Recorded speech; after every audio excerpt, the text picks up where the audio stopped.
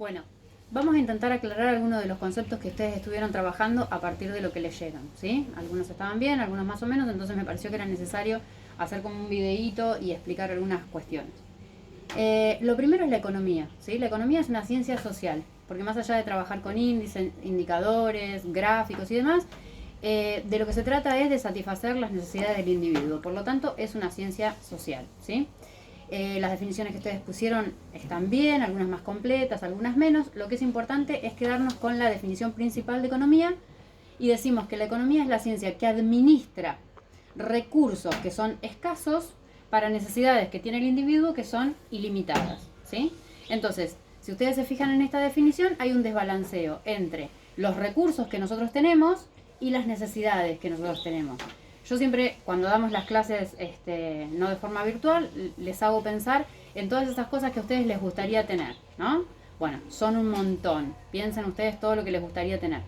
Bien, ahora caigamos en la realidad de lo que realmente podemos tener con los recursos con los que nosotros contamos. Entonces se van a dar cuenta que van a poder ir adquiriendo solo algunas de esas cosas en las que habían pensado y no en todas. Por lo tanto, los recursos son limitados y las necesidades son ilimitadas, ¿sí? Y la economía existe para tratar de administrar ese desbalanceo entre recursos y necesidades, ¿sí?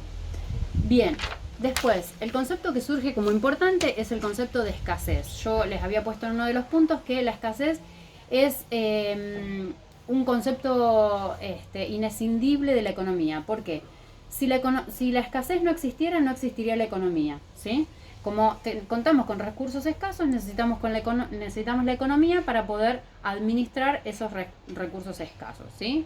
Por lo tanto, la escasez es un concepto esencial en la ciencia económica, ¿sí? Bien, acá tenemos definición de economía y escasez, ¿sí? Bien, otro de los conceptos que trabajamos fue el de macro y microeconomía. Es decir, la ciencia económica puede dividirse en dos grandes segmentos. La macroeconomía, ¿sí? Y la microeconomía. La microeconomía estudia el comportamiento de los agentes económicos, ¿sí? De los agentes económicos individualmente, ¿sí? Este concepto creo que no se los había pedido y surgía como importante. Si nosotros entendemos a la economía como un teatro, ¿sí? Bueno, ¿quiénes son los actores de la economía? Bueno, son los agentes económicos. O sea, y tenemos 4 agentes económicos: los individuos, la familia, la empresa y el Estado. Esos son los actores de la economía, ¿bien?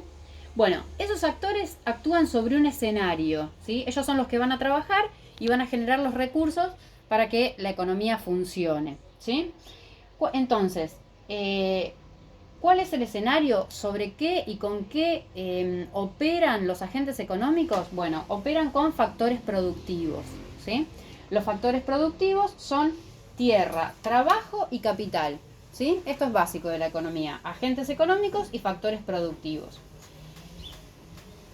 Los agentes económicos son dueños de los factores productivos. Vos podés ser dueño de un factor productivo o de los 3 factores productivos, ¿no? Y a su vez esos factores productivos tienen respuestas, ¿sí? Obtenés algo cuando posees uno de esos factores productivos. Entonces, si vos tenés tierra, obtenés renta, ¿sí? Piensan en que tenés un campo y lo alquilás. Bueno, vos tenés tierra y obtenés renta. Si vos no tenés, supongamos que no tenés tierra y no tenés capital, ¿qué podés hacer para ganar dinero? Bueno, trabajar. Entonces, otro de los factores productivos importantes es el trabajo. Del trabajo obtenemos los salarios, ¿sí? Esa sería la contraprestación que nosotros obtenemos. Y si tenés capital, supongamos que tenés $50.000, lo que vas a obtener son intereses por el trabajo por poner ese capital a trabajar. ¿Se entiende? Bueno, conceptos básicos entonces: agentes económicos, factores productivos y cada uno de los factores productivos con su contraprestación, ¿sí? Bien. Otro de los conceptos que habíamos trabajado era macro y microeconomía. Entonces, la ciencia económica se divide en estos dos grandes campos. La microeconomía entonces estudia el funcionamiento de cada uno de los agentes económicos individualmente, ¿sí? Mientras que la macroeconomía lo que estudia, por eso es mucho más compleja la macroeconomía, porque la macroeconomía estudia el funcionamiento total y global de todos los agentes económicos en conjunto, es decir, como realmente se da en la práctica. En la práctica nosotros no podemos aislar solamente lo que hace una empresa. Para estudiarlo, sí, lo aislamos y vemos, pero en la economía real todos esos agentes económicos funcionan en conjunto, por eso la complejidad, ¿sí? Bien, ahora vamos a otro de los conceptos que habíamos trabajado, el de economía positiva y economía normativa. Ahí noté las mayores dificultades en cuanto al trabajo que ustedes habían hecho. Entonces, la economía positiva se ocupa de analizar la economía bajo índices, indicadores, que lo que hacen es diagnosticar una situación económica. Entonces, yo puedo decir que el PBI de Argentina con este COVID-19 va a caer 4 puntos, ¿sí?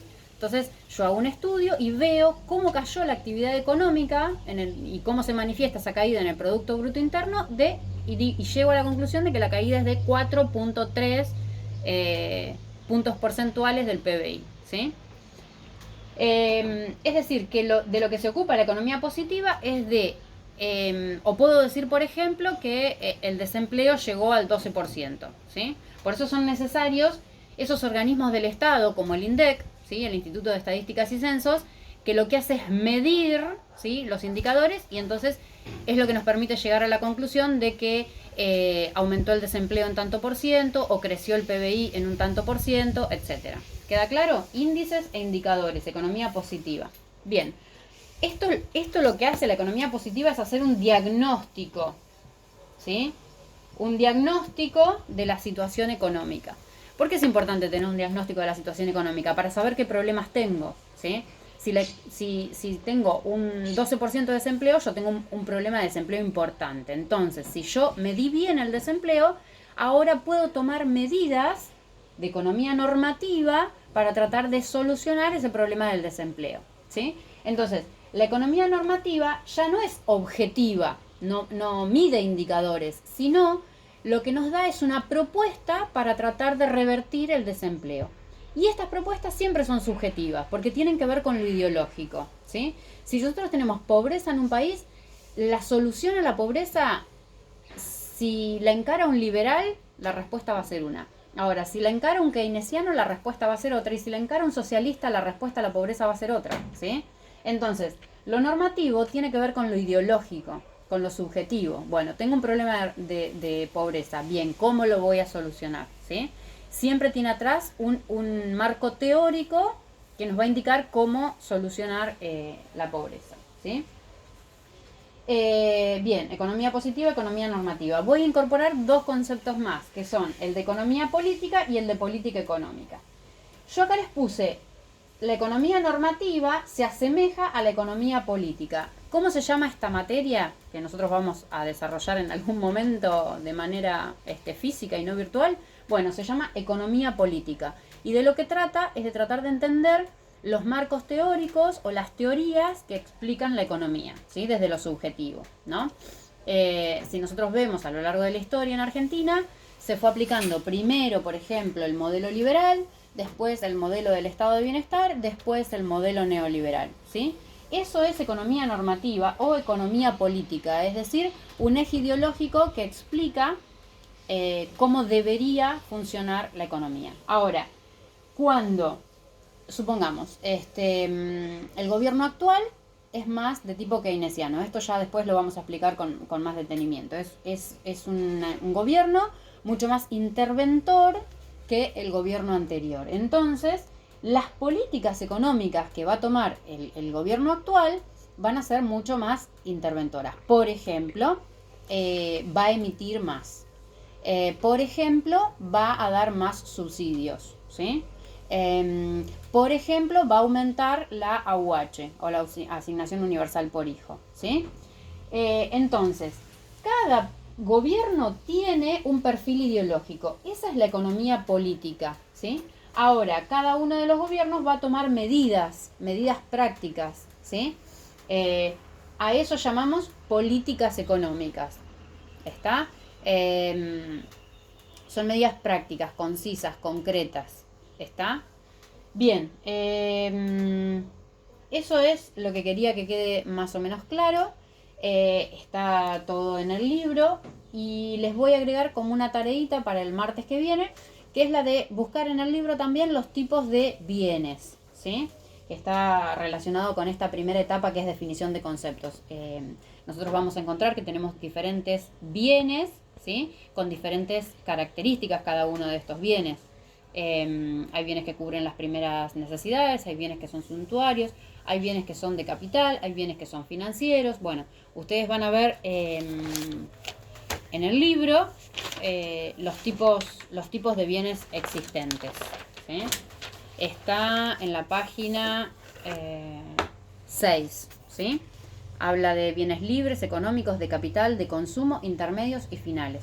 Ustedes lean el gráfico, traten de entenderlo y de poner ejemplos al lado. Y de última, si esto es necesario, lo aclaramos en un videito siguiente. Mañana o hoy mismo yo abro un foro para que ustedes de esta explicación que yo di me pregunten si hay algo que no les quedó claro. ¿Está? Bueno, nos vemos.